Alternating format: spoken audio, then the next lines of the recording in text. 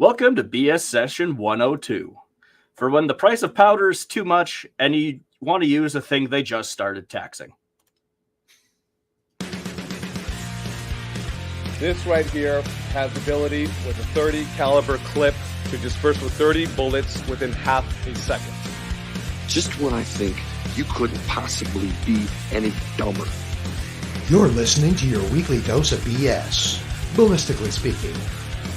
The Ballistically Speaking Podcast.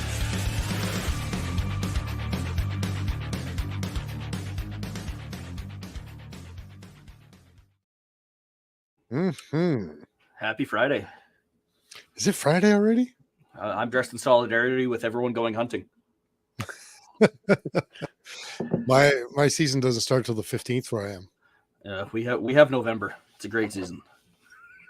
I don't get back until the 16th though. I have to go to work, so I could technically leave now and just not come back, but I wouldn't have a job. Well, I mean, we all have those options, don't we? Don't we all? So for everyone, we are blessed with Travis here tonight, and we're going to talk about air guns, which I didn't realize was as expansive beyond the old Red Ryder, you're going to shoot your eye out kid. So this should be a good chat. Was the Red Ryder even an air gun though, or was it just spring loaded? Air. It's still air again. Was there? Yeah, I think it was a pump, wasn't it? It's pump single. It uses spring inside and it just compresses the piston and just wells up some air and away it goes. It's that old school unit. Okay. Yeah. I'm glad that we've solved that right off the bat. I'm guessing it's not exactly what you guys are selling these days, but we'll also, I'm sure, get into that. Yep, absolutely. Well, let's start it off. So Chris, go ahead. My bad. No, go ahead, Mike. It's all you, man. I was going to say we should just pay our bills first. Should we? I don't know. We get it out of the way and then it's done. All right, let's do it. Let's get her on. You go first. Oh, okay. Well, then we're going to let you all know that our show is brought to you tonight by Ribstone Gunsmithing, craftsmanship done right. Contact Oscar at ribstonegunsmithing.ca and breathe life back into any firearm. And we also brought to you by March Scopes Canada, the Dion optical design line of rifle scopes as a scope for all your hunting and shooting needs. Find Doug and Niza at marchscopes.ca. And Odell Engineering, pick up a Canuck shotgun or Bergera rifle from your local distributor and tell them Phil sent you. Look them up on Instagram, Facebook, and on their website at odellengineeringltd.com. Make sure you check out the new Canuck Wrangler models in 357 Magnum. There's the Jurassic, the Tactical, and they call it the Classic, right? I believe so, yeah. The Classic. Also, don't forget, I mean, some great firearms are being imported by Odell Engineering these days. You know, the TM22, if you're a trap gun shooter, they've got all manner of different amazing over-unders and fancy shotguns. And that doesn't even touch all of the space age black shotguns that they've got, like the FD12 and the Enforcer or Operator, the Operator Elite, and all manner of different shotguns and other firearms available from Odell. And we don't want to forget our friends at Apex Optics. When you buy Apex, precision comes standard. Check out all the fine competition rifle scopes, red dots, and binoculars at apexoptics.co. The Atom and the Fusion red dots have arrived. Get yours today. And EM Precision Rifles in Vegreville, Alberta, building Canada's finest precision rifles. Contact Shane and Steve on Facebook, Instagram, and on their website at emprifles.ca. And of course, everyone needs their caffeine buzz. We are also brought to you by Bolt Action Coffee, bringing specialty coffee to the precision shooting world. Order coffee and merchandise at boltactioncoffee.com. And last but not least, call sign 66, Canada's best rifle training. Welcome to the Brotherhood. Book a course now at callsign66.ca and follow them on Instagram at callsign66. That's SIX. And on Facebook at C/S66. You know, we normally leave this to the end, but I'm going to mention it at the beginning of the show tonight, if that's okay. I just want to let everybody know if you would like to support the show please consider supporting us directly by going to storiedknives.com. That's storied with a D, knives.com to pick up the Gardner knife. We think this is one of the best survival type everyday fixed blade knives available for a very reasonable cost, and we are quite proud of this little guy. Working the YouTube grind pays less than running a lemonade stand, and doing what we do. Doing what we do to try to bring interesting stuff to our audience takes up almost all of our combined Canada carbon tax rebate checks. Thank goodness we're saving the planet with taxes. So if you don't mind, please go have a look at this great knife. We're confident that it'll be on your side for a lifetime. If you are in the East and want to save a little bit on shipping costs, make sure you go to cdnprecision.com, I believe, cdnprecision.com, and your knife will ship out of Ontario, which could potentially save you a couple of bucks on the shipping. There, we got that out of the way. You did. So, Travis, tell us how you got into air guns at the start. Like, what is the origin of Travis with air guns? Sure. My father was a sales rep for Crossman Airguns for a number of years. Crossman, they were part of the Coleman Corporation. They used to distribute out of Mississauga, I believe, and probably one of the next to Daisy, one of the oldest airgun manufacturers, especially in North America. Pretty much a staple brand across Canada at the time. So he was a sales rep for them in the outdoor industry. So I always grew up with air guns. I grew up as a hunter, fisher, all that sort of stuff. And I just always loved air guns. It was always fun at the cottage. I just had the latest and greatest sort of CO2 air rifles. I had a Daisy Red Ryder. I always was fascinated by them. So fast forward a number of years, we were the distribution center for Crossman in Canada. And I was at SHOT Show, and we just sort of noticed a lot of European brands that weren't around in Canada and even United States at the time. And they had some of the early pre-charged pneumatics. There was high quality Dianas from Germany, just good quality air guns. And when I looked at the market, we realized that there wasn't many being imported into the country, especially the higher end stuff. So we started just bringing in a few models from the US through some distributors.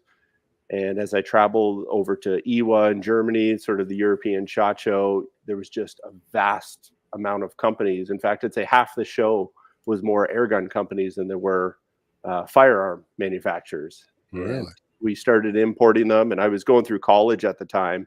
And I remember my last year, I wasn't even going to class. I was driving to Toronto Airport to pick up shipments in the back of the truck and bring them in, and started an online business, essentially bringing in the higher end air guns. And a big portion of our business is still your CO2 pistols, your replica type of air guns, your Daisy Red Riders, but it was really brands like FX Air Guns, Air Arms, Day State, English and Swedish companies that were, I don't want to say new to the market. They've been around since the 80s, but they were really taking off, especially in the UK market. And yeah, we just started importing them and built my business around the airgun industry because we knew it had a lot of growth in it with some of the offerings they had. And, yeah. So the first airgun that I ever owned was that little Crossman, the little pneumatic one with the elongated barrel on it so that you could have the brake pump on it. I don't know. It was probably purchased sometime in the 80s, I'm guessing.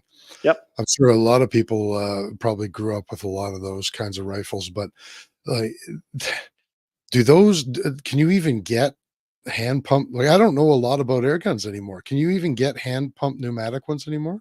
Yeah, they're still around. The current gun is the Crossman American Classic called the 1377 or the 1322. It's essentially the same gun, just a longer forearm that you pump multiple times, load one pellet in, and fire. It's, why they're accurate is because when you pump it, you pre-charge the sort of chamber inside, and when you pull the trigger, it releases that air. So they're very accurate. One of the most popular models we sell is the 22 caliber model. So it's shooting like a 14 grain pellet at 460 feet per second. So it's below that limit, but guys use it to shoot grouse if they're out deer hunting or moose hunting. If you Really? have a squirrel or chipmunks in the backyard, it's actually got quite a bit of energy to humanely dispatch them without technically shooting a firearm. But that's essentially what all air guns are. It doesn't matter if they're a brake barrel where you compress the spring, or our high-end air guns, which we call pre-charged pneumatic. They're much like a paintball gun. You're filling a cylinder with air, just like those multi-pumps. You just had to pump the air into it. These ones are pre-charged, so the air's in the cylinder. And obviously, once you cock it and fire it, hammer hits the valve and releases the air. And that's all air guns are. What exactly is that limit now before it's considered a firearm? I can't remember. It's we just say 500 feet per second. It's 495 feet per second. And Canada still uses like a joule limit. Oh, do they? It's still like that gray area because you could technically shoot a 50 caliber air gun below 500, which it is producing well over the, I think the 5.5 joules. So it's still producing way more energy, but because it has to meet both of the speed and the energy, which classifies it as a firearm. So that little 177 that shoots a BB at 501 feet per second would be a restricted handgun if it was in Canada, yet I can still shoot a 50 caliber air gun that's got close to 150 foot-pounds of energy. That's okay. You don't need that without a license, as long as the speed is below that. Isn't that weird, hey? So the 50s never got caught up with the OIC nonsense, did it? Really? Nope. Yeah. Because they're not classified as now. Are they still classified as firearms? Just not they're that special category that doesn't need a license, or correct. There's still that gray area, or in terms of the criminal code, it's a gray area, low velocity firearm. So if it's essentially, it boils down to if it's below 500 feet per second, you don't need a license for it. As soon as it's over, it's treated as any other firearm. So the handguns, if it shot over that speed, would be restricted, or I guess prohib now. And all long guns of air guns that are over the 500 are just a non-restricted firearm. There is that awkward airsoft, the plastic BBs. They fall into that replica law. If they shoot too low in the speed, they have to be clear. If they're above 366 feet per second with a 0.20 gram BB, they fall under, much like the air guns that shoot the lead pellets or the steel BBs, and they're just called a mid-velocity firearm. really? So when Bill C-21 came out, it kind of just said, all replicas prohibited. And we were like, okay, well, we weren't before, but by your definition, anything that looks like a real firearm would be prohibited. So we were kind of arguing that hold a Daisy Red Ryder back from 20 feet. It looks like a Model 94 Trapper edition. I don't know, like, who's to say what is a replica or not? And then That's a really weird. Sorry, that's a really weird kind of category that you guys are in. Hey, like I remember when, especially airsofters, really started to get vocal when the original C-21 was on the table. It's do you want to maybe I don't know, obviously you're not a lawyer, but do you want to go through a little bit of what you're of about those regulations and kind of how they're different? That how you guys, well, not just you guys, but like how air guns and airsoft and paintball and that sort of thing fits into that strange category. Because I think a lot of people, even like normal firearm owners, I think we think we know what category they fit into, but we probably don't. Yeah, it is very confusing. It boils down to that, like, they do that pig's eye test. So if you were to fire a projectile into a pig's eye and it can harm, or it would cause damage at said so speed, it's actually not then a replica. So a lot of blank guns or a lot of those airsoft that shoot really low powered, because they can't hurt you, they're therefore not a firearm, they're a replica.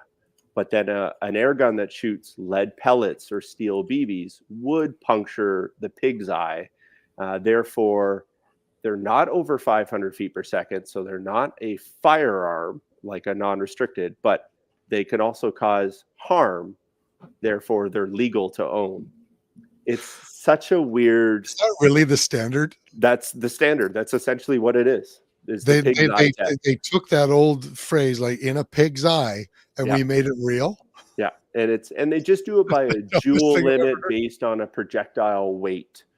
So when Bill C-21, they kind of came out and just said all replicas, and by law, like we refer to as some of the pistols that we sell replicas. They look like the real gun, but they're not the real gun.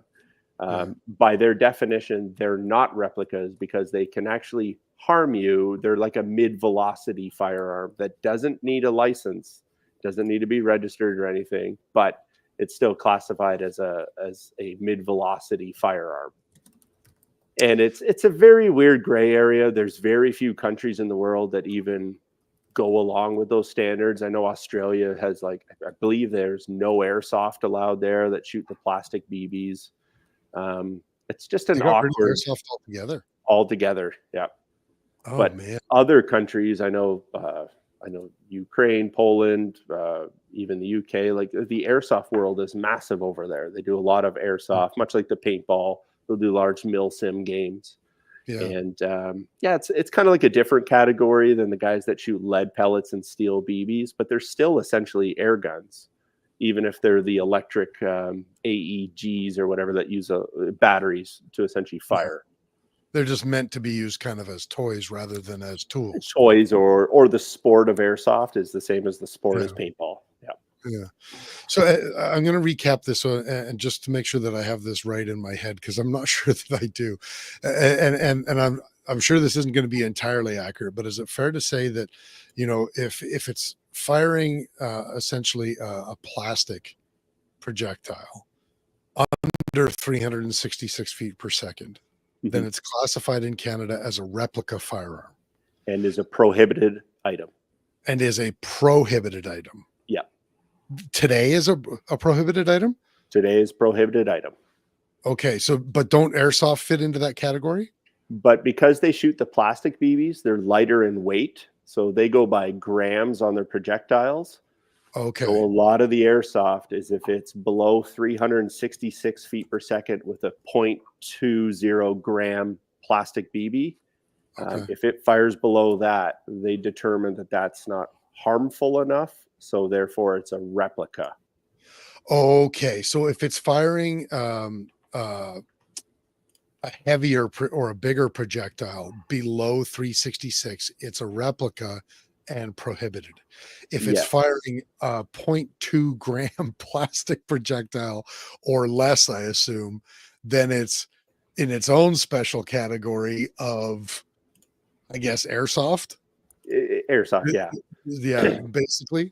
So if you took a Red Ryder shoots like 295 feet per second, but it's shooting probably a 5 grain steel BB. So obviously that energy is more than the 366 feet per second with a plastic 20 gram BB.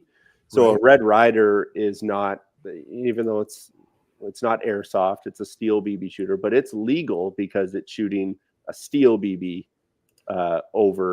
not over 366 feet per second. It's shooting at 295, but because it's a heavier projectile, it's not classified as a replica. Oh my God. So there's the two criteria then. It's the under 366 and the jewel limit. And then you have the below 500 feet per second. Everything has to be below that. And of course, once you go over that, you're into a non-restricted firearm for a long gun.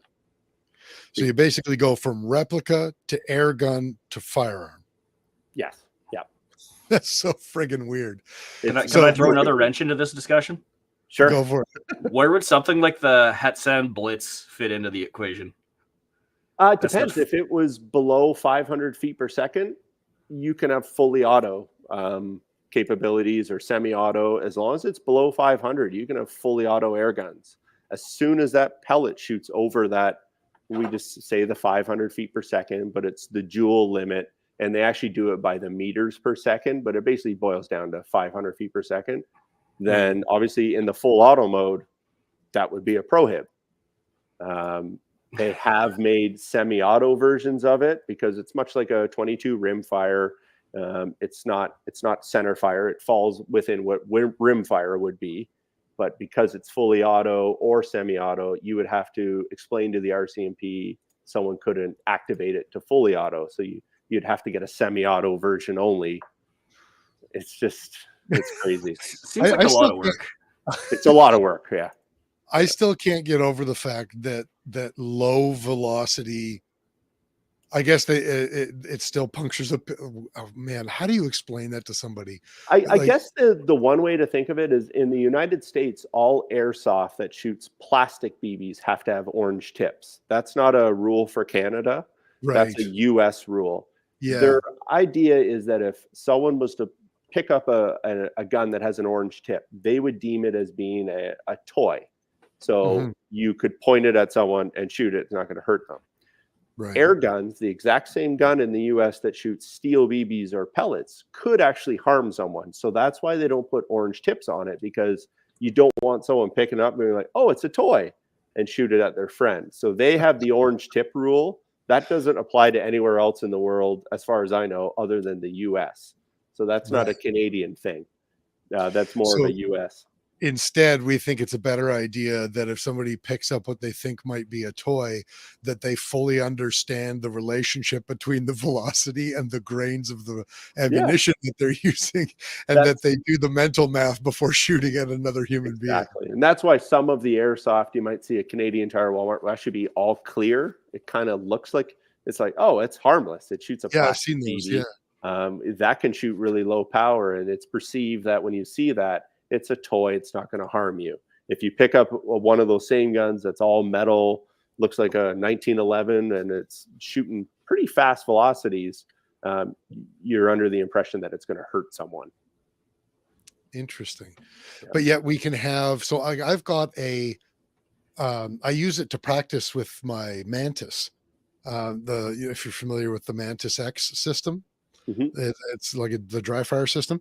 So I've got a fully metal Umarex Glock 19, and it has no orange on it. It is a polymer lower with a metal upper, and it has a barrel shroud over top of it that when you point it at somebody, really, unless you can see the little brass actual barrel on the inside diameter, otherwise it looks practically identical to a Glock, and it handles identical to a Glock because it has a weighted magazine for the green gas tank.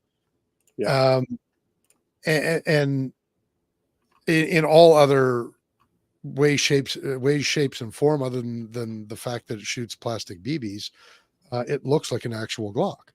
Yeah, they do. And that's part of it. I mean, that's always the argument. And that was part of the Bill C-21 when they announced it. Was like, well, they look like a replica. Why does someone need that? An officer can't differentiate between the two. And I always feel like they shouldn't have to. If someone has a gun and they're treat as a firearm, if you use that to stick up a store, it's treat as a firearm. So if someone pulls that out, treat it like a firearm. And I know it could be a kid that's into airsoft, but my goodness, I think a couple of years ago, there was someone taking pictures down at the waterfront in Toronto, and they had a massive telescope on their camera, and the SWAT team rolled in because someone's like, there's someone with a large scope and a gun. And it was a guy taking pictures of geese or something. So, I wouldn't want to be put in an officer's shoes seeing that, because you don't know, but you can't sit there and blanket the airsoft industry and the paintball industry just because of a somewhat look-alike. It's crazy. Yeah. Well, that's something I definitely it's one of the few things about our gun laws that I agree with, that if you commit a crime and you make somebody believe, you don't even have to have a gun, whether it's a replica or whether it's not. You could put a highlighter in your pocket, but if you tell them that you have a gun, if you make them believe that you have a firearm, then you will be charged with the crime as though you had an actual firearm or were using an actual firearm. And I completely agree with that law. I think it's one of the few sensical laws that we have. People can't go commit a crime with a paintball gun or an airsoft gun and then say, "Oh, ha ha ha, it was a joke." Yeah. And I think culturally, that's something that we should absolutely enforce. That, you know, stop breaking the law, asshole, and don't be this the Darwinian statistic Yeah. that gets killed because you're effing around with we're past 5 minutes, I can swear. You're fucking around with a toy gun and Yeah. making people think that it's real, or especially making the police think that it's real. And one of the arguments for the airsoft world with Bill C-21 came out, they said, like, maybe we should have not a license, but like if you are joining an airsoft field to play, there should be a bit of a safety test, just knowledge based, essentially. Mm. And people see the UK as having such tough gun laws. They're allowed moderators on air guns, silencers on tons of different stuff. But when it comes to airsoft, they have like a licensing system in a way that just like you've passed a course, you're responsible, you understand, you're not going to go wave that around in public. And that was one of the arguments here when they brought it to the government. They said, hey, maybe we should bring something like that into effect. But a lot of the UK high schools still have air gunning. They have basically, they call it the target sprint. It's basically dry biathlon. You run around a track, pick up an air rifle and shoot targets and run around. And so I'm like, they're learning how to handle firearms and be respectful about them in high school.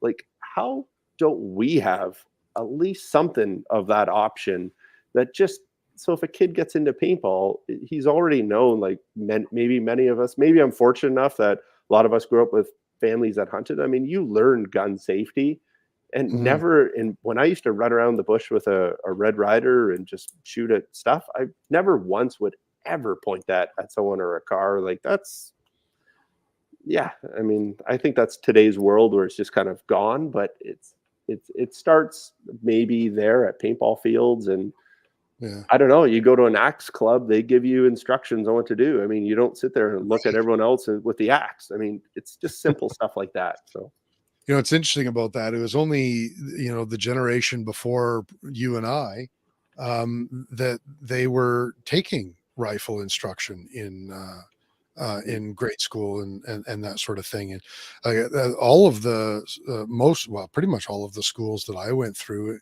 in years past, they all had little air rifle ranges, and it was taught, you know, in junior high school and things like that. And it probably should be again.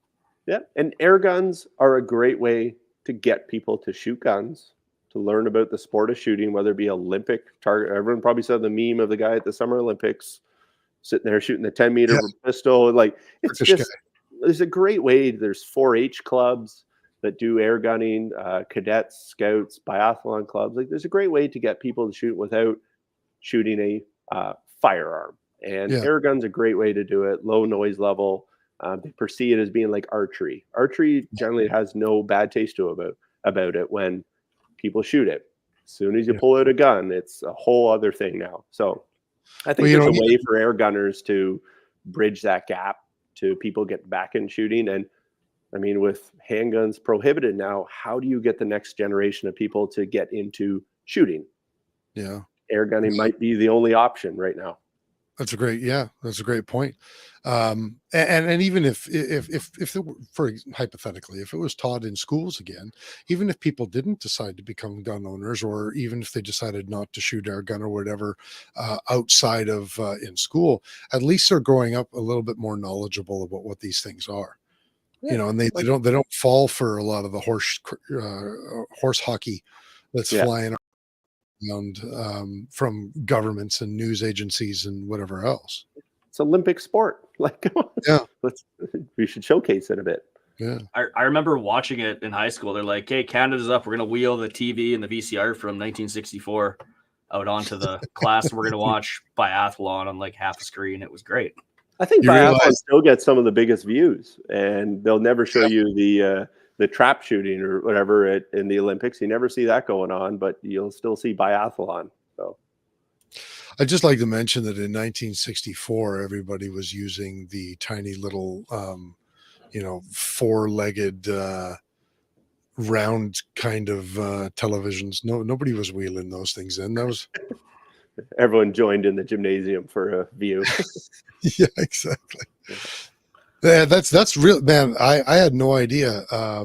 Not I guess not being super heavily involved in it myself, I had no idea that that the regulation of air guns and airsoft and paintball and all that was more messed up almost than our regulation of regular firearms. Mhm. It's a very awkward area. So Yeah, no kidding. Mike, wants you to interrupt me and ask a question there. Do you see his question? He wants to know if Travis can talk about the PCP air bows. sure. So probably start with telling people what PCPs are. We call it's just short for pre-charged pneumatic. They're just like all the other air guns we talked about, where there's air compressed that when you pull the trigger delivers the shot. Just like the CO2 air guns, you put a CO2 cartridge in. It's essentially a pre-charged air. As you fire it, it decreases in power. Pre-charged pneumatics, funny enough, not to go long-winded, but they date back to Napoleon times with the war. The Hungarians used pre-charged pneumatic air guns. Essentially, Really? there was a leather pouch on the side of a gun. You would pump it. It would compress air. They would actually muzzle load the bullet into and fire.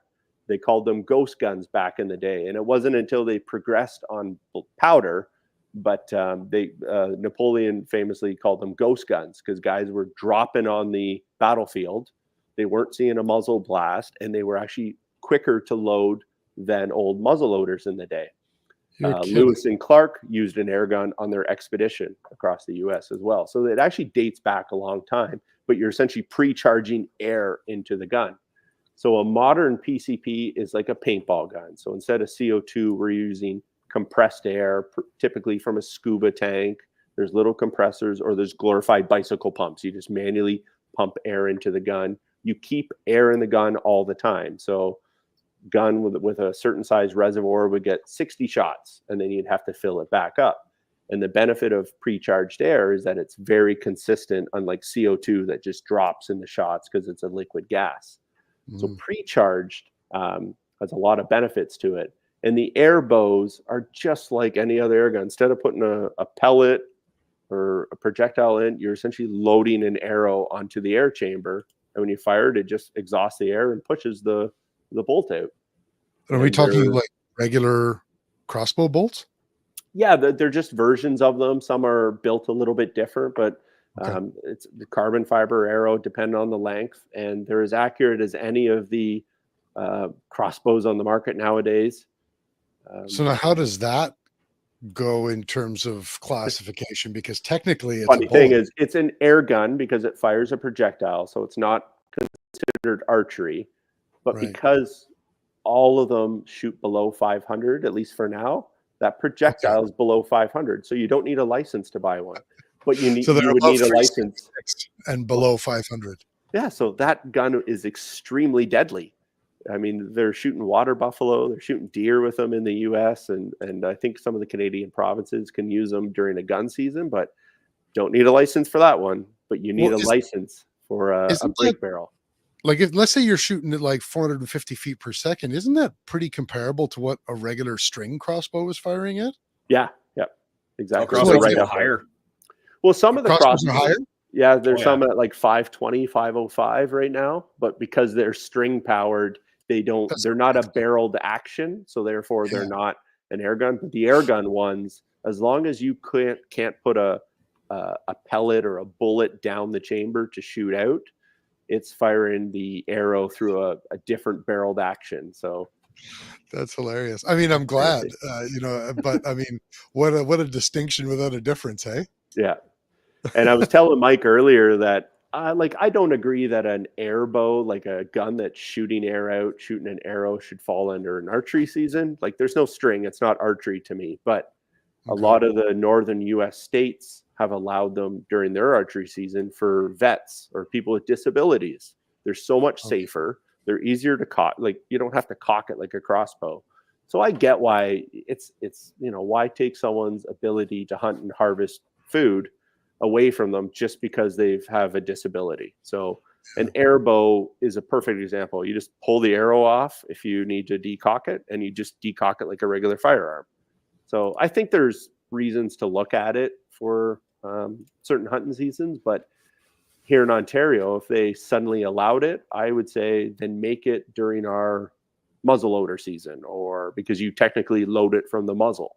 So there's some options there. I think the problem is legislation gets passed at a snail's pace. So Big by time. the time that actually got passed, we're going to be seeing like 1,100 foot per second arrows flying out of them things. Big time. Well, yeah. Let's also not forget that legislation is created by people who haven't got a clue what they're legislating. Yeah. Yeah. Not that I think the foot pounds limit regarding air guns that shoot like big caliber slugs or bullets is likely closer to us than we think. So, like I said, some of the other provinces are allowing them. But if I shoot a 50 caliber, I don't even see it, but that's a 45 caliber slug, essentially, that fires out of an air gun. It produces 250 foot-pounds of energy. Hold that up again. Yeah. Let's see here. It's just a cast bullet slug. Yeah. So that's what kind of air gun is that from then? That would be Air Force Texan, made in the U.S., but it's a pre-charged pneumatic that fills at 3,000 psi, and that one's single loaded, and you can cast your own slugs, rounds, and go ahead and just shoot them. And then what kind of FPS are that one's pushing around 1,100 feet per second with a 200 grain bullet. Wow. So we're definitely into the firearms. 45-70, essentially. Yeah. Yeah. That's pretty interesting. That's a pretty good segue too. Like the air gun, I don't know when this changed, but it kind of seemed to hit the consciousness only like 3 to 5 years ago of these really high powered air guns. Like, why don't you tell us about those? Yeah, air guns have always been like which we call a Diablo, or like a skirted pellet. Everyone knows what a pellet is. It looks like a shuttlecock, essentially. It's got a skirt on it. They're insanely accurate. I don't know if there's anything more accurate than an air gun pellet. If we were to shoot at 50 yards in a tunnel with no wind, they just go through the same hole in a pre-charged pneumatic air gun every time. Really? And that's with like cheap ammo. You just put them in. So pellets stabilize very well. They just correct themselves just like a shuttlecock does. It just corrects itself. There's quite a bit of drag on them, but they're ballistically very poor. So they just drop in speed, which is great for a lot of us that do pest control. I don't have to worry about my backstop or targets in the distance. They're insanely accurate, but ballistically, they're very crap. If the wind's blowing, pellets move, 10 feet with a bit of wind out there. So in the air gun world, because we're pushing velocities higher and we're controlling the gun with an air gun and a PCP, the pellet's just along for the ride. It essentially does, in some ways, nothing. It's the gun that's controlling our velocity, the hammer, the spring. A lot of these air guns have regulators inside them, so we control the shot or the velocity for each shot. So our standard deviation can be as low as 2 to 3 feet per second. What? And we can get that 60 shots in a row. You just blew my mind. And that's the thing is, we still come down to quality ammo, though. Like you do need decent ammo, but a lot of guys are casting their own. And when we go to a slug, so it's basically, we call them slugs. It's a bullet. It's straight walled with quite a big hollow point inside. Now we're talking normal kind of rimfire ballistics. Our ballistic coefficient doubles or can nearly triple with one of those. So now we're shooting 100 yards, flatter trajectory. For the guys that are hunting, like I shoot pigeons out to 200 yards with an air gun. And I basically have my reticle program. I just punch in my info and just hold it on them, and down they go. A pellet would lose all its energy out past 100 yards. So I can't ideally hunt with a pellet. but with a slug, I can start to reach out long range. So And that the just difference between the transitioned two really is that shuttlecock kind of shape versus a solid a slug. solid slug. Yeah. So that's Huh. why it just went into hand in hand with guys that are with the rimfire popularity of NRL 22 and stuff. It just guys started shooting them next to some rimfire guys, and we're like, wow, we can compete with them. We might even outshoot them. These guys have to buy the premium ammo. They have to have the best barrels, and I'm like, I'm just buying off the stock or off the shelf stock air gun. It's still a high end air gun, but I can just sit there and shoot all day long. The cool thing with a lot of those pre-charged pneumatics, because you're controlling the power in the gun, I can turn the dial down. I could shoot in my backyard and run my course of fire maybe for my rimfire. I can practice at home and turn the power down and shoot at 600 feet per second. I can then just turn the dial up and shoot at 1,000 feet per second. It's pretty versatile, but that's been the reason why air guns have gotten popularity, is because guys are starting to push it long range and enter into some of these 22 matches, and that's pushing the air gun manufacturers as well. So when you've got these pre-charged, can I call them guns? Yeah. Okay.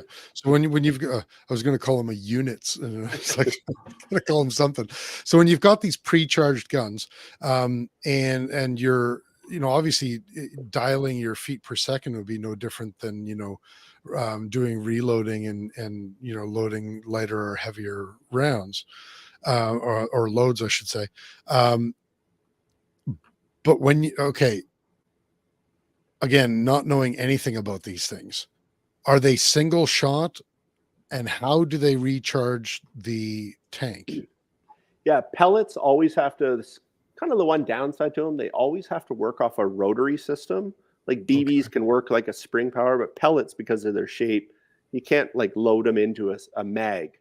So they're always on a rotary type of magazine.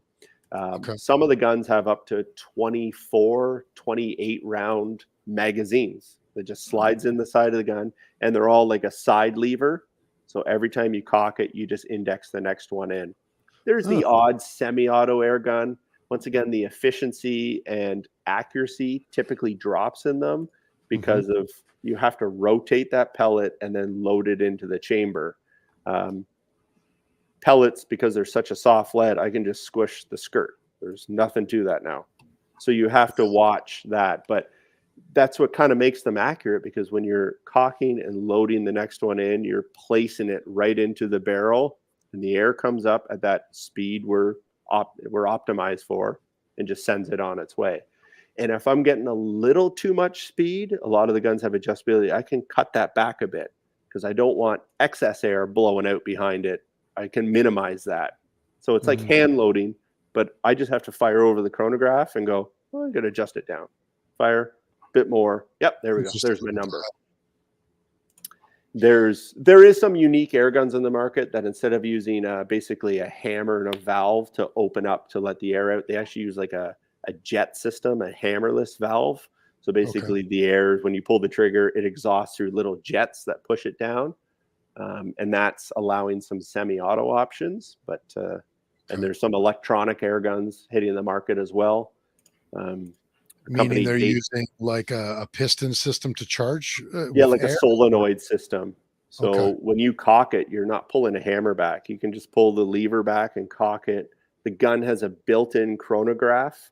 So you just pick up I'm shooting a 30 grain pellet. You just punch in. It's got a screen right on board. I want to shoot it at 600 feet per second. You punch in 600 feet per second, take 3 shots. The computer adjusts for that velocity. And then on your third shot, it's shooting at 600 feet per second. No way. What's this thing called? That's a Daystate Delta Wolf. And this is still all air system. It's just all air system. Like an electronic air system. It's smart. What you'll see soon is that you might be sitting there testing one night, Mike, going like, oh my goodness, I set my parameters up. I'm getting this velocity with this grain weight. Oh my God, Chris, you got to check this out. Soon enough, they don't have it yet, but because you can hook it up to your computer, you'll just be able to send it over by Bluetooth and upload it to the gun, and yours just adjust for it. Now you're like, oh my goodness, I'm testing this this bullet at this velocity, and you can That's sit pretty there neat.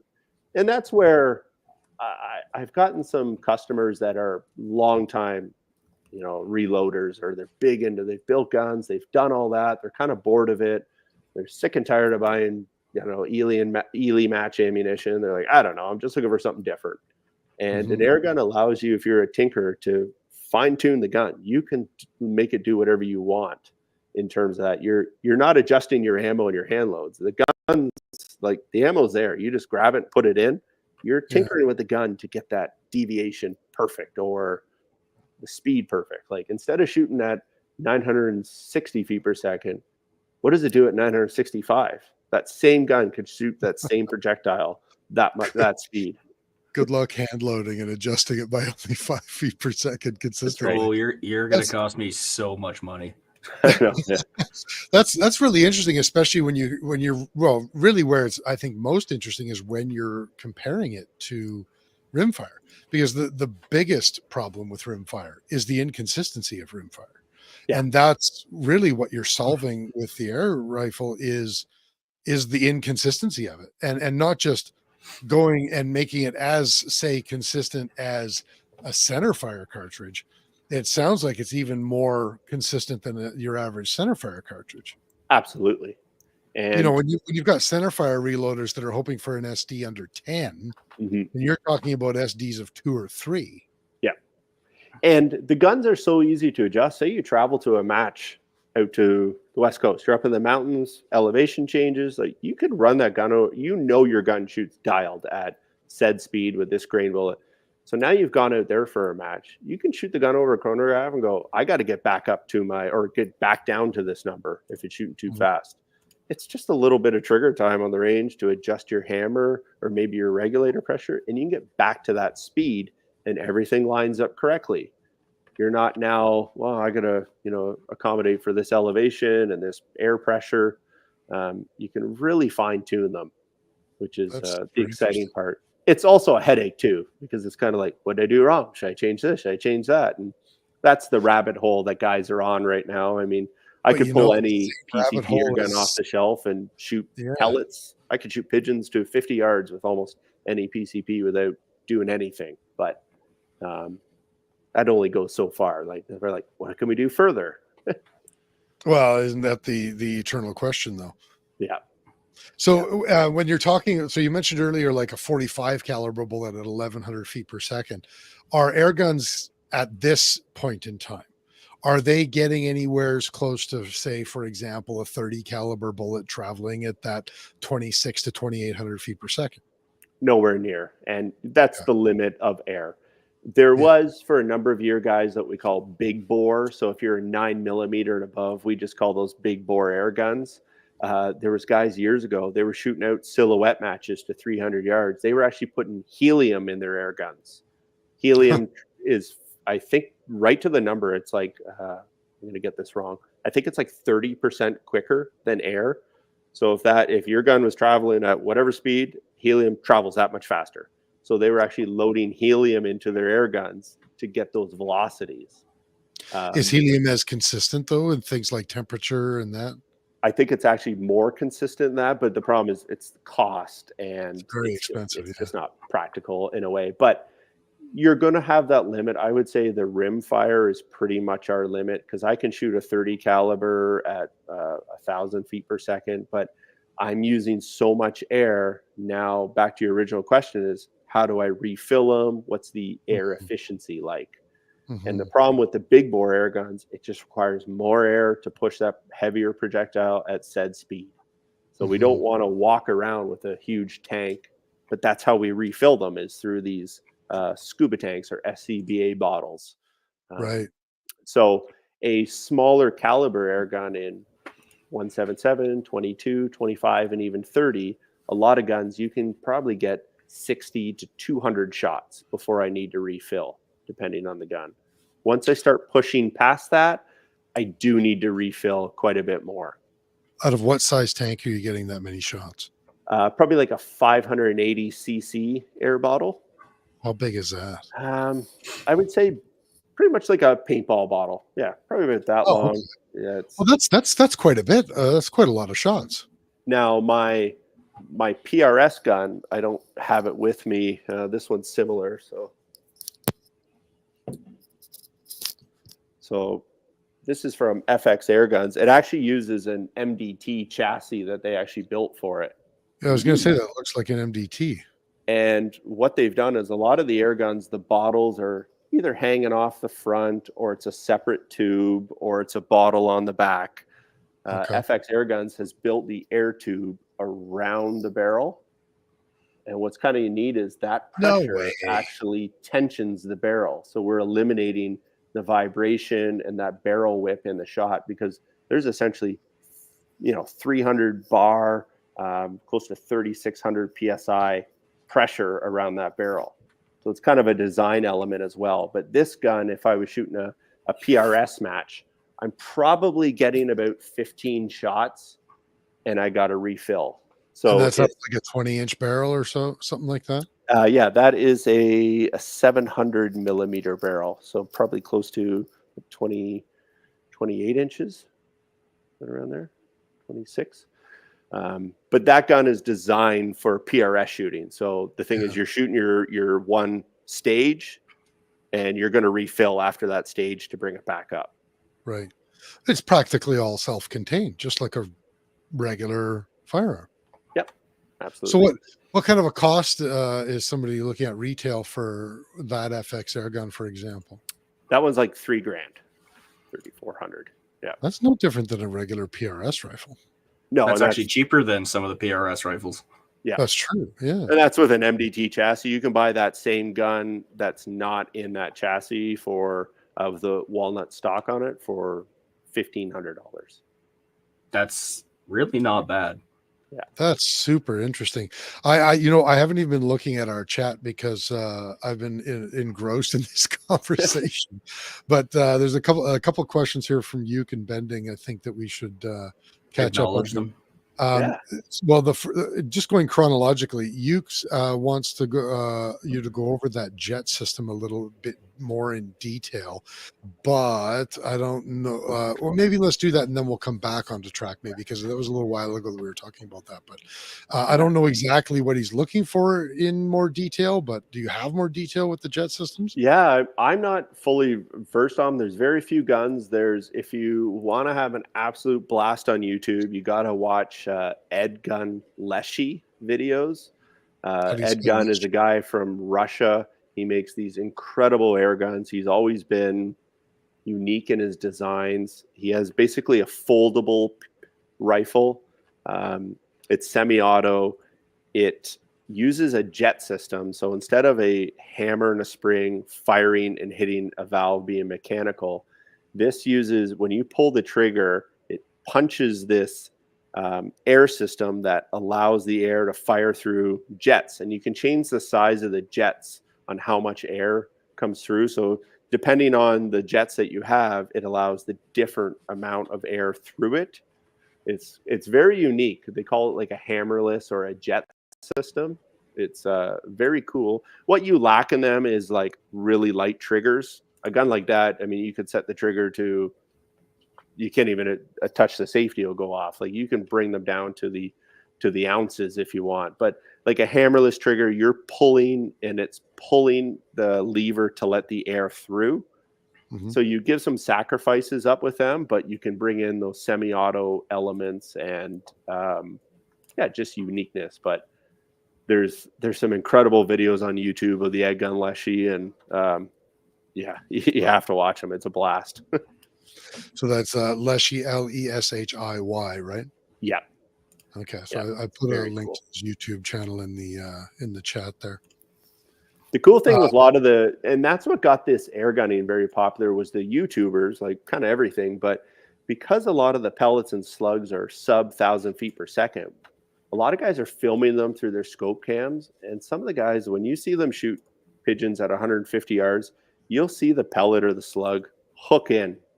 Like, it's unbelievable, because you can capture it in slow-mo, and you watch guys just devastate pigeons and stuff like that. There's videos of guys shooting monkeys in South Africa, but just to see the ballistics that that they're capable of, the power, but then just to see them range and estimate and see that shot through the whole shot is pretty cool to see. Well, for example, a 200 grain 45 caliber slug at 1100 feet per second, that's not nothing. No. These are generally, those videos are generally 22 and 25 calibers, sub 1,000, and that's why you can catch them in the slow-mo flight. And that's what I would say is the most popular side of the air gunning. But certainly there's some guys shooting the big bores for water buffalo. They're shooting whitetails. They're shooting everything in the States with them, and over in Africa as well. But they're shooting water buffalo with air guns. With air guns. Yeah, it's cool. That's crazy. Nope. You had a question. I'm not sure exactly when he asked this. He said, I think it was when we were talking about the tank capacity. If you're with that, I think you said 550 gram or 850 gram. 580 cc. So like realistically a 50 cal air gun pushing the max it can out of like a standard manufacturer production rifle is probably about 5 shots. You could sit there and shoot further, but generally on those big bore air guns, they're unregulated because we need the most amount of power delivered right away. So generally the big bore air guns are not regulated. So you'll get 5 shots and then it drops off. The smaller bore air guns, because of their we don't need as much power, we can regulate those so we can get 60 shots at the same speed and then it would drop off. Interesting. This next question, I don't know if you'll even be able to answer this, given the question of the questions surrounding the efficacy of it, even in powder rifles. But can you put a barrel tuner on any of these things? Absolutely. The guys that are shooting slugs and PRS shooting, some bench rest shooters that are shooting 100 yards are absolutely experiencing with barrel tuners. FX, they're one gun. They come with a tension barrel, and then they actually have an external harmonic tuner that some guys are experimenting with. And you'll get mixed results, just like anyone shooting rimfire. Some guys will swear you have to do it. Others don't need it at all. But isn't that barrel around the tank removing all of the harmonics? Weren't you saying something? It is. Some guys still experience with just the tension next to the muzzle. They're just always looking for something. Okay.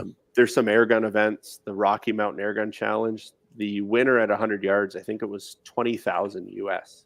Like, it's just obscene what some of these airgun events are offering up for prizes. So you see guys trying a lot of different things, just try to squeeze the most they can out of them. Interesting. What's unique about FX air guns, more so than any manufacturers, their barrel system they make in-house. They do, they're not the first to do it, but they do their rifling from the outside. They press the rifling from the outside. They have a machine so they can sit there and try different twist rate for said ammo. Put it in a machine, takes about 20 minutes. Nope, not that one. They'll just keep trying it. So when you buy an FX air gun, you can actually remove the barrel, or we call them liners. You can pull it out and you can index it yourself and just slide it back in, probably within 2 minutes. And then you can index it. So you can kind of do your own tuning on it without the need for external harmonic tuners or things. But you'll see guys that will take a gun like this and add on even a longer barrel, or they're just doing all sorts of crazy stuff. Guys will put rubber dampeners on the barrels, or they'll try O-rings. There's guys that are putting carbon fiber tubes on the inside to try to eliminate some of that whip. I mean, anytime you're pushing those velocities with that much air pressure, you're trying to find the edge that you can get. But generally from the factory, take it out, shoot it, get familiar with the PCP. You generally don't have to do much to it. Uke was clarifying his question. He said, when you're talking about the jets of semi-auto, I don't know if you answered this or not. He was wondering how it refilled the bladder or whatever after each shot. Yeah, so there would be an air tank or an air reservoir inside of it. It's regulated. So once that air's been depleted within the what we call the plenum, which is the air that's used for each shot, it's automatically recharged because you set a pressure on the regulator. So if I set the regulator pressure at 120 bar, I take 1 or 2 shots that depletes the air in the plenum, and then the reservoir, now the regulator lets that much air back in. And it happens very quick. Some guns, depend on how they're designed, could have a 10-second refill time. Like if I was a bench shooter, you'd probably take a shot. You'd probably give it that 10 seconds to get right back up to pressure and fire again. The jet system's unique because it is so fast. There's no mechanical valve slapping back and forth. So a jet system tends to be a bit quicker. And it fills that much pressure. As soon as it's got a area to go, it's going to go. And that's what the regulator does. As soon as you've depleted the air, it's going to fill it back up. 3,000 PSI travels very fast. So it fills rather quickly. Interesting. With some of the optics, is there special optics you need for air guns? Because my understanding is the recoil impulse is different. That would be like the old brake barrels. There was guys that used to put Schmidt and Benders that they put it on an old brake barrel air gun, and one shot that air gun would knock the reticles loose. Because on a spring air gun, you're pulling the piston backwards, so it's actually jarring forward then backwards. Scope manufacturers used to build their scopes for backwards recoil. So we used to laugh going like, yeah, this little brake barrel air gun, it's got more recoil than that, 300 Win Mag. And people, it's impossible. I'm like, well, technically it does. And a lot of manufacturers have switched that, but that was a common thing. It's just the air guns go forward and then back. On a pre-charged pneumatic, there's essentially no recoil. It's just the air coming out of the muzzle. So it's very minor. And that's what makes them so accurate. Like when you cock it and fire it, a lot of times when I'm bench shooting, you never even shoulder the gun if I'm accuracy testing. Like you step behind it, just touch the trigger, and the air sends it along its way. Huh. And so when it comes to airgun optics, if you were plinking with pellets or pest control hunting close range, you want a parallax that could get down to 10 yards because I might be shooting a chipmunk at 10 yards. So your 50-yard rimfire scope is probably useless if the parallax doesn't go down below that. So you want a good parallax. We're not big game hunting with those air guns, so you don't need crazy optics. But if you're shooting at a match at 100 yards, you got to watch your eye strain. And guys are generally running Night Force, Loophole. They're running the top end optics. And guys are shooting Apex. Element optics, the guys are shooting that for PRS matches. Interesting. Yeah, you don't have to go. If you came in and said, I want to buy a PCP air gun, I'm doing some pest control, I'm shooting max 100 yards, a $300 scope is all you need on a gun like that. Interesting. What's the maintenance like on an air gun? Like, does that tank, I'm assuming the tank's a carbon fiber. Do they got to get rehydroed every so many years? Like, do you have to change barrels for burnout? Yeah, once they're below the canister size, once they're below a certain capacity, they'd have like a 15-year life on them. Some of the guns that actually use old aluminum or steel tubes, they always say get them hydro tested or inspect biannually or stuff, but you could go years and years with no issues. As you bring more features and regulators into your air guns, you're using high pressure air. You're not using CO2. So typically if you're filling from a scuba tank or a SCBA bottle, you're using quality breathing air. So you don't run into many moisture issues. But if you are manually hand pumping your air gun, you generate moisture when you're working those high pressures. So moisture gets on O-rings over time. O-rings dry and crack. But you could go 10, 15 years without issues on your gun. As you bring in more features, I always like to say certain manufacturers are like an F1 car. It can do everything for you. You could just get it and go, but it could be into the pits a little bit more. Just because of little pistons and O-rings, the more complicated the gun is, the more issues you might experience. It's relatively a pretty simple system. You fill air, it's got to hold it somewhere. There's a couple O-rings, and a hammer strikes a valve that opens up and lets air through. So some guns could have as few as 5 main O-rings that could cause an issue. There's guns that have up to 60 O-rings. So it just depends on how you do it. I generally find customers that run into more issues are guys that are more tinkers. When you fill a rifle up, the O-rings are expanded and in their spots.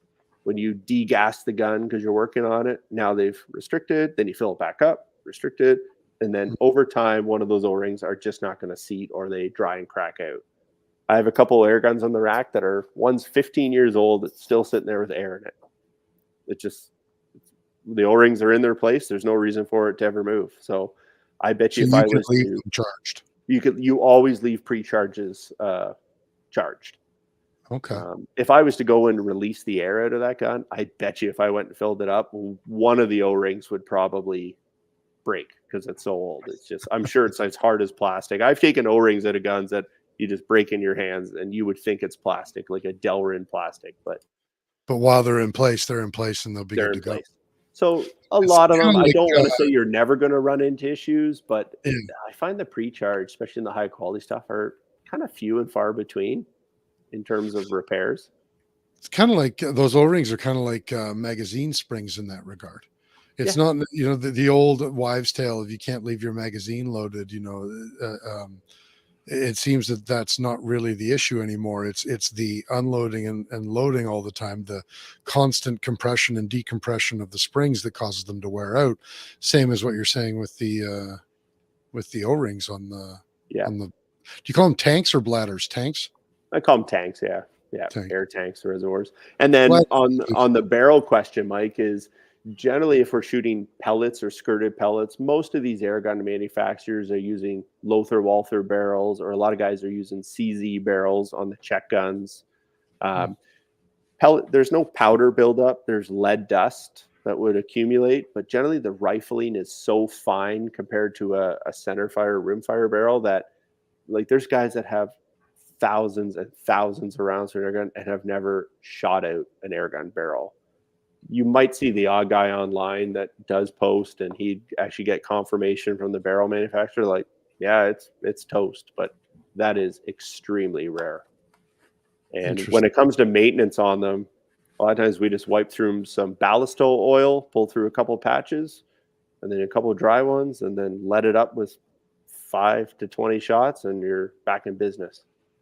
I have a gun that I lent out to some magazines and stuff. I bet you this gun's got 40,000 rounds through it. It's 10 years old. Never once touched the barrel. Wow. Do you think that it has a lot to do with just the velocities that they're shooting at? Exactly. Yeah. Light rifling. It's just grabbing the skirts of those pellets and sending it on its way. Essentially. Huh. So we've done a lot of talking about air rifles in general. Let's talk about Airgun Source. Sure. Why don't you tell us exactly what you guys do there? Yeah, we're in Peterborough, Ontario. We're a small family business. I have a couple employees. We've got a guy that ships in the warehouse. We had a technician, Kirk, unfortunately passed away a few years ago. He was incredible. He was a machinist, just an airgun enthusiast. And he was kind of our right-hand repairman. He used to repair all sorts of air guns. If you had an old break barrel as a kid, you could send it in. This guy would make up parts, and he would do it for the love of it. And he was great asset to the air gun community, because I do get probably calls every day. I got this old air gun. Can you fix it? Can you repair it?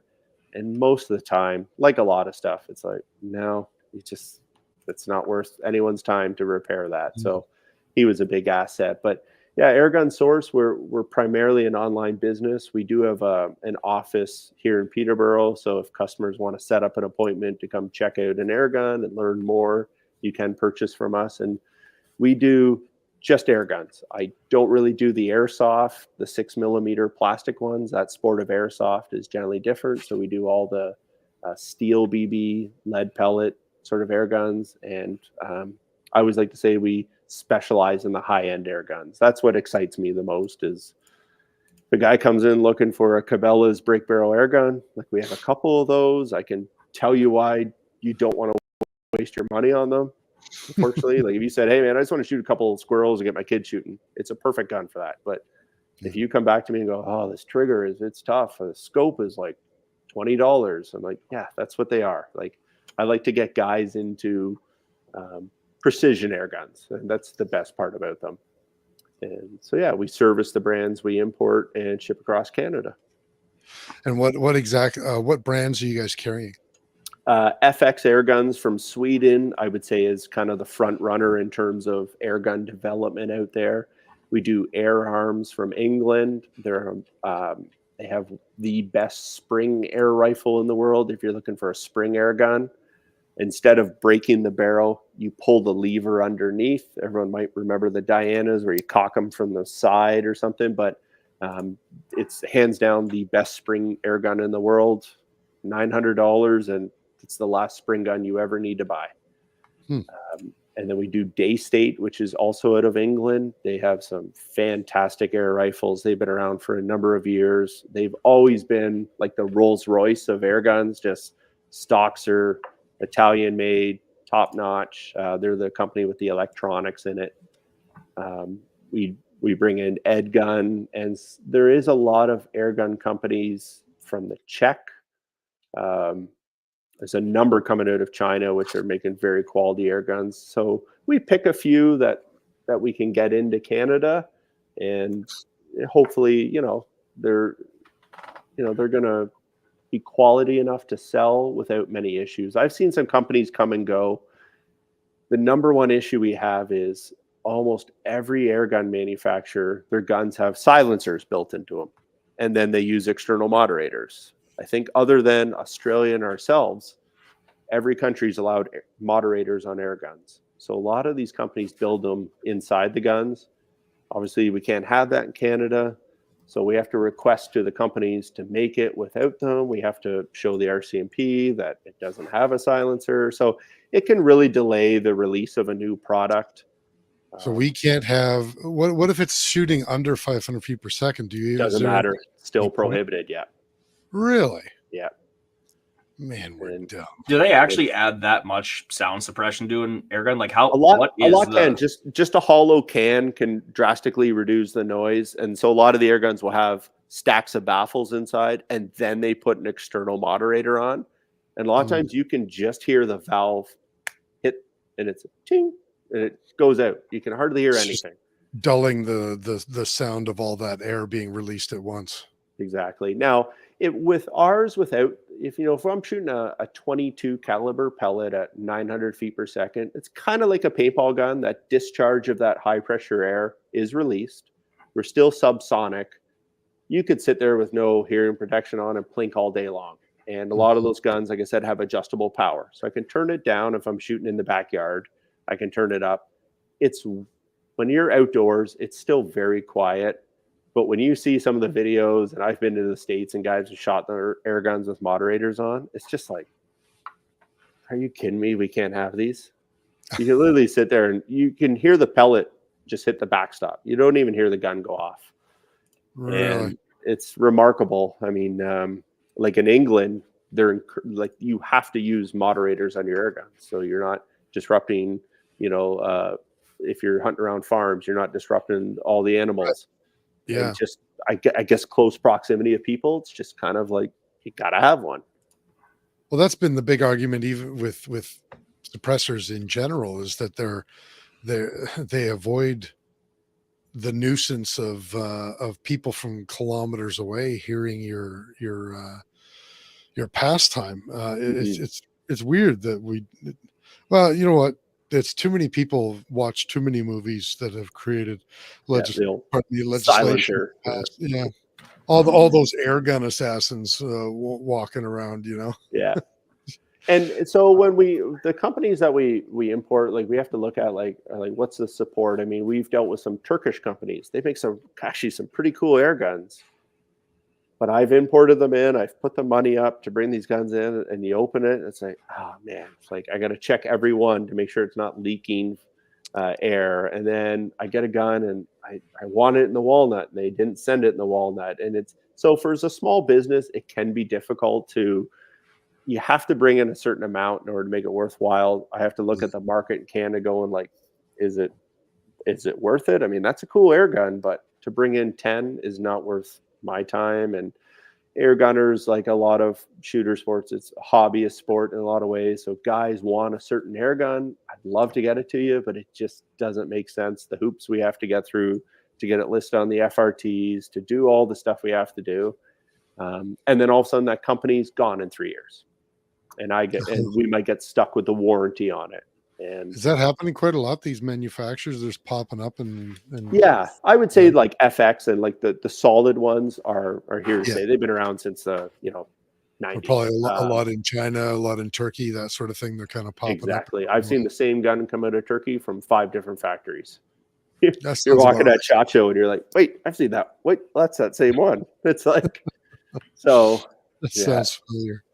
Yeah, it's interesting, but there's always something that comes along and that are they're very solid, and you see their growth in the US, and you know they're a legitimate player, and they've got some great designs, and we're always looking for something that's unique and different. That's interesting. Yeah. So you obviously ship nationwide? Yep, nationwide. And so if people, we put it in the chat there, but for the people who are listening to the audio version, why don't you plug the website? Yeah, it's airgunsource.com or .ca, same one. Hop on there. We do, Canada Post, I think it's supposed to go on strike Monday. But we generally ship Canada Post, or right now we're shipping Purolator. But I thought it was convenient that Canada Post might be going on strike when businesses are supposed to ship their prohibs or ban guns back in. But so it's really a couple of us here. So I try to answer every email. It's generally myself you're going to talk to on the phone or answer your email. So I was like, tell guys, like, be patient. If you don't get a hold of us, like I said, I'm going deer hunting for the next 3 days, but I'm always on email. Like I said, we service all the brands that we sell. And if you got some questions, shoot us an email, give us a call. And a lot of guys have questions like, how am I going to fill it? Like, can I go to my fire station, get an air tank filled? It's like, maybe if they fill it for you. I tell guys the number one thing, if you go onto Amazon, because I think it's crazy now, because this wasn't even around 2 years ago. If you go to Amazon Canada and type in PCP compressors, they sell little electric compressors that hook up to your car battery or plug into an outlet. You can see them as low as $250 on Amazon. Really? They fill up to 4,500 PSI. They can't fill large bottles, so you're not filling like your scuba tanks with them, but they hook up right up to your air gun. Just press the button, set the pressure, and it fills it. Those things were $1,500 2 years ago. And now Amazon Canada has them. And so a lot of guys are like, it's essentially the Achilles heel of PCP air guns. Cool, I got this air gun. You expect me to hand pump this thing, or I got to drive to a fire station, a scuba shop, and do all this to get a tank filled? These little electric compressors have changed the game. Yeah, that's interesting. That's super interesting. So, Mike, do you have any questions for Travis?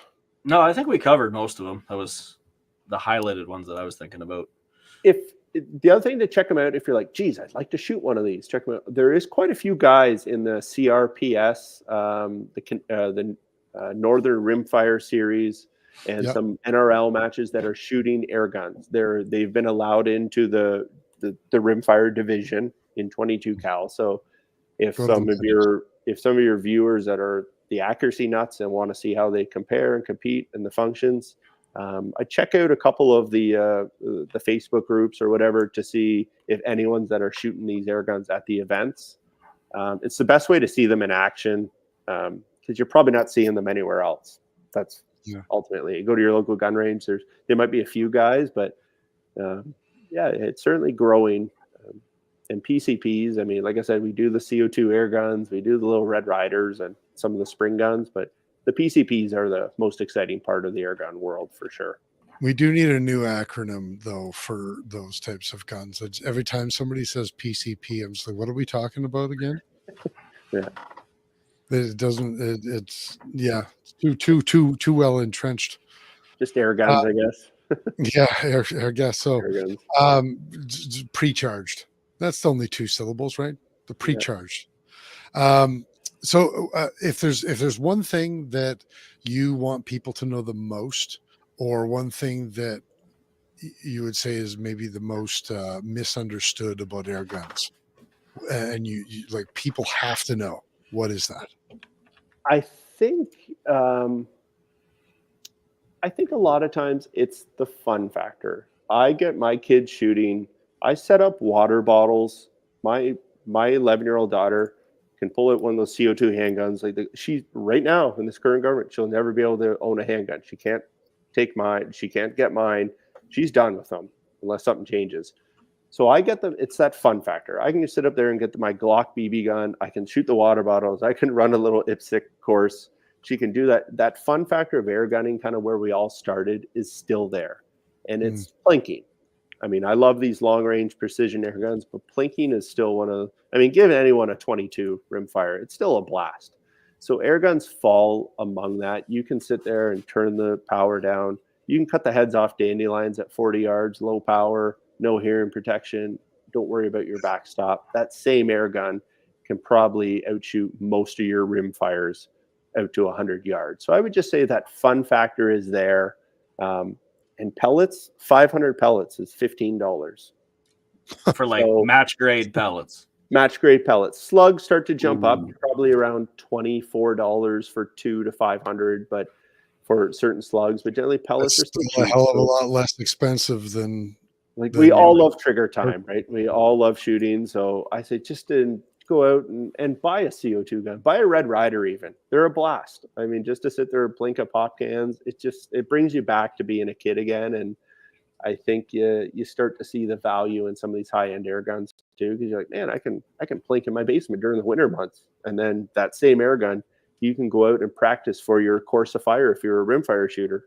You can go out there and practice and build a barricade and everything in your backyard and just get used to running your turrets and just moving to the next target. That's half the game. And yeah, it's just have fun with it. Air guns are great.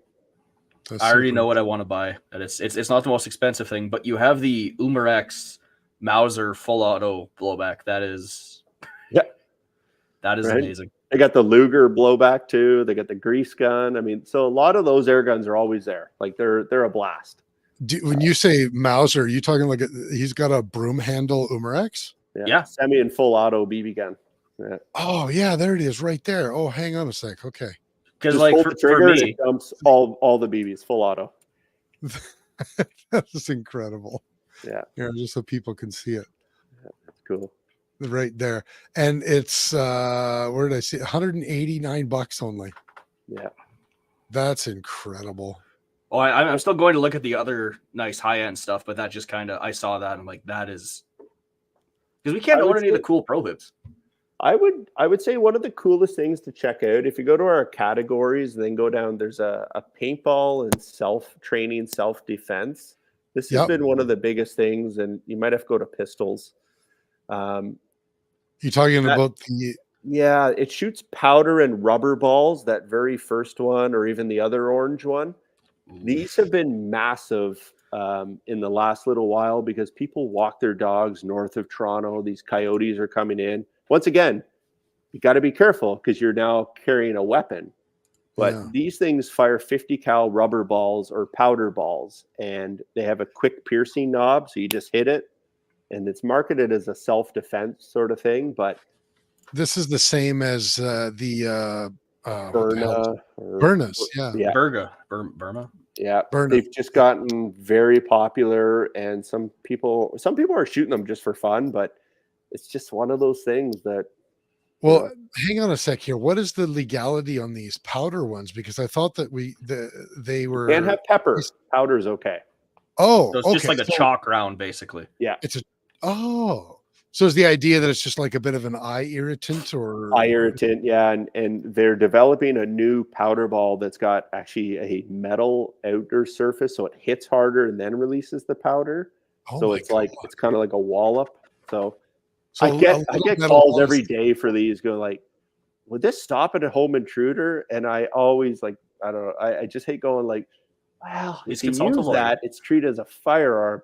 I'd probably rather use my real gun, but but yeah, there's so many people that walk their dogs with coyote problems or whatever. And anyways, Sure. just I but they're got to be fun to honest. shoot, like the I rubber like this ball. idea for self-defense. When I think about home self-defense, I think that it's naive to expect to protect your home only with a projectile, or even like a projectile weapon, or even if it's just a baseball bat. If you don't have any hand-to-hand skills, I think it's naive.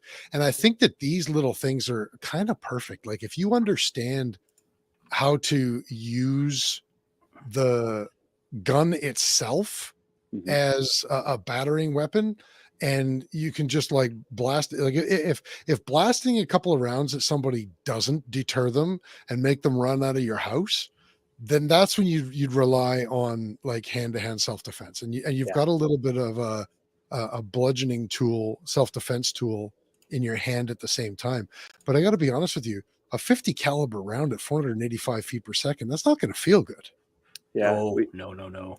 We we had a friend of the family who was a co-op student, and he volunteered to get shot by the 50 cal round ball. So, yeah, I could How much did you like regret I was that? like, this would work. This would work very well. So, Absolutely, it would. um, What but I about used to these? play tournament paintball back in the day, so I know exactly what you're describing. exactly. But it's kind of like Chris. Like when I mentioned my daughter, I'm teaching her with the little Glock pistol. Like, Yeah, like I said, she can't shoot. She will never get to own in this current government a real handgun or self defense. So I'm teaching her with those BB guns to draw, shoot, and just the movement with them, and yeah, not Well, for self defense, but just to have that skill. Like it's a fun factor. They shoot those water bottles off the railing and drop them down, and it's just point and shoot fun. And but I'd like her to know that if she ever gets the chance down the road to own a handgun in Canada, or I don't get, maybe she moves to the U.S., she knows how to handle that. And air yeah, guns are a great way to do it. well, even the safety factor alone.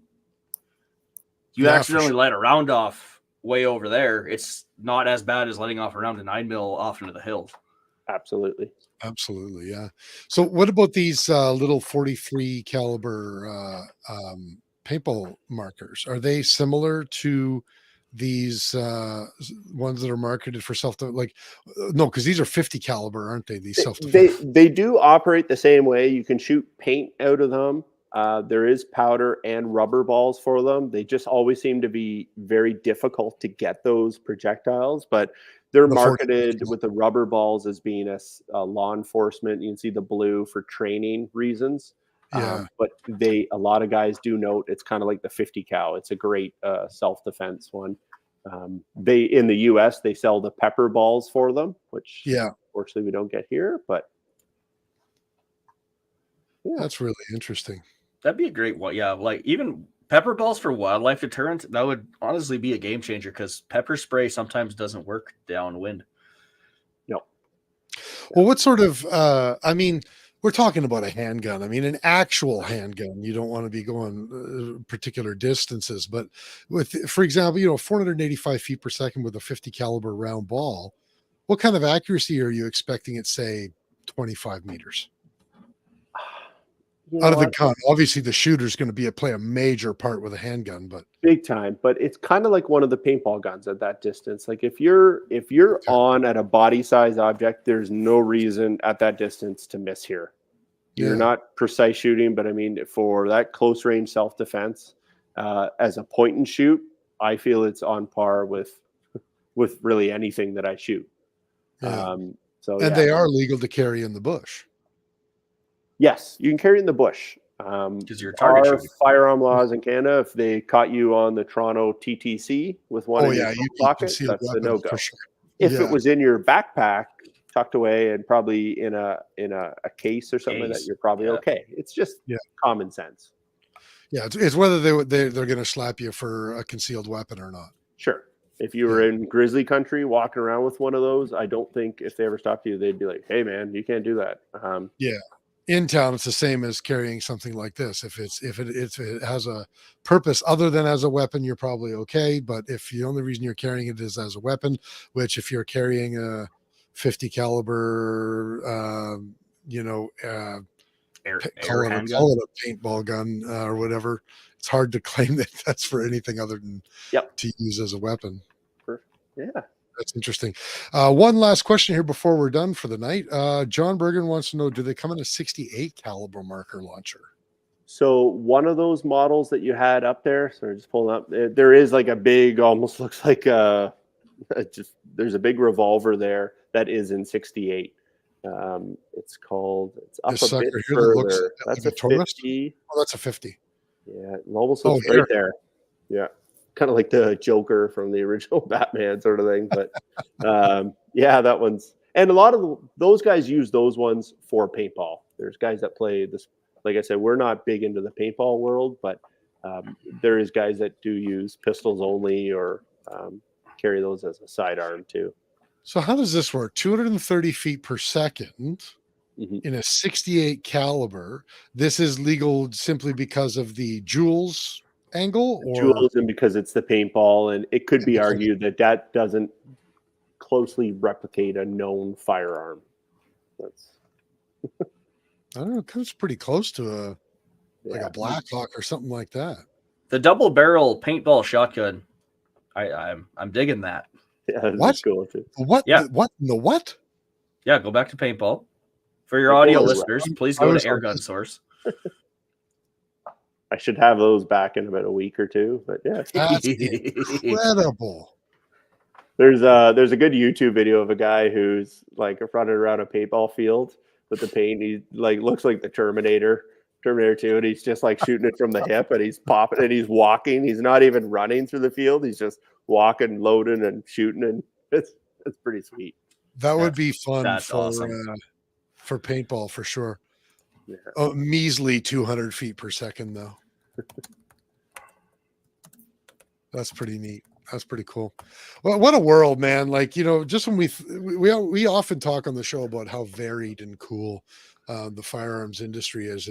And between the four, obviously only two of us are here tonight, but between the four of us, we kind of cover all interests in the diversity of guns. And none of the four of us have really even touched like air guns or paint guns or these rubber ball guns, like air-based guns at all. It's just what a diverse industry we're a part of.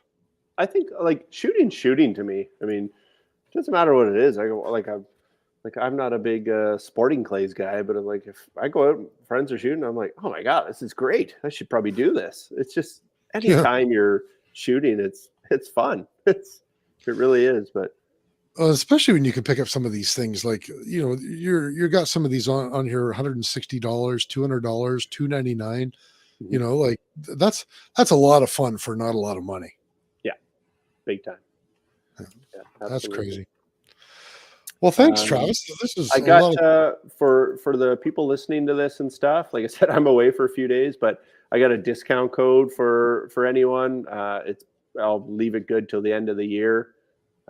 It's just thank you and then the number 10, and it's 10% off and free shipping. So feel free to use that. Perfect. Yeah. You guys can't hear that popping going off in my background, can you? No. That's just my mouse frantically adding things to the cart. No, it sounds like there's a war going on outside. There's I think it's an Indian holiday, Dalawi or something like that. Oh yeah. There'll be fireworks. Yeah, they're all popping off fireworks outside right now. Yeah, it'll be fun out there. Yeah, I guess so. Well, if you're still watching the show right now, make sure you give the thumbs up, the like, the subscribe, all of that sort of stuff. Do you guys have a social media channel, Travis? Yep. Instagram's Airgun Source, Facebook's Airgun Source. You got to get a YouTube channel going is what you need. Yeah, YouTube's. We do have a guy. I always find YouTube's always been a tough one because when we first got into it, I was like, oh, we're doing it. Then everyone who did everything good was like, oh, you got to really step up your quality. So it's just one of those things that dragged a little bit. We got some guys in Quebec doing some videos for us and just to get some product out there. So we'll hope to bring that soon enough. And I'd say start checking out our X account. I start to post more on there just because my Facebook got banned for sharing someone else's post on an airgun a month ago. So, yeah. We're familiar with that struggle. Yeah, no exactly. shit, man. Well, guys, if you're still watching us, make sure you do those likes and those subscribes. Go check out the Instagram channel for Airgun Source. Make sure you go to their website. Let's get some sales going for these guys. Let's put them all out of stock on everything. That'd be awesome. Yeah. And turnaround time, like a lot of stuff, it's just this year especially has been slow from some suppliers. I really thought like COVID would have been it, but it just seems to be slower. So if you see stuff out of stock, it's generally about 3 or 4 weeks. That's what they're running at with the odd item. So I imagine they could probably email you looking for lead times and stuff as well. Yep. There's a out of stock email. It's info@airgunsource.com. info@airgunsource.com. Perfect. Okay, guys, if you want to send an email to the show, you can send us an email, info@bspodcast.ca. If you want to specifically email the Banyak boys, that's BANYAK@bspodcast.ca. Find us on our website, bspodcast.ca, on Facebook, facebook.com/BS Podcast. We are also on YouTube at youtube.com/@BS Podcast or BS_podcast. Oh my God, I can't even remember our YouTube channel. You know what? YouTube, search the Ballistically Speaking Podcast and you'll find us. Also on Instagram at BS Podcast. And as always, a massive thank you to all of our sponsors. Without you guys, we wouldn't have a show in the first place. We're talking about Shane and Steve, Miles, Carrie and Cappy, Duncan and Rob, Phil, Doug and Nisa, Vanya and Carly, Oscar, and JR. Thank you all an immeasurable amount. Do one of you two guys want the last word here? I'll give it to Travis. Hey, good luck on the hunt if you're going hunting. Yeah, have fun, guys, and I appreciate the time for sure. And shoot with air. There's plenty of it. Yeah. There's more air than there is powder available right now. Yeah, there is. All right, everybody. We'll see you all next week. Thanks for joining us. Thanks, guys. Because I have a shotgun and rifle that I use for, and 22 gauge that I use for ptarmigan, moose, and black bear. You're so dumb. You are really dumb. For real. You're listening to your weekly dose of BS. Ballistically Speaking. The Ballistically Speaking Podcast.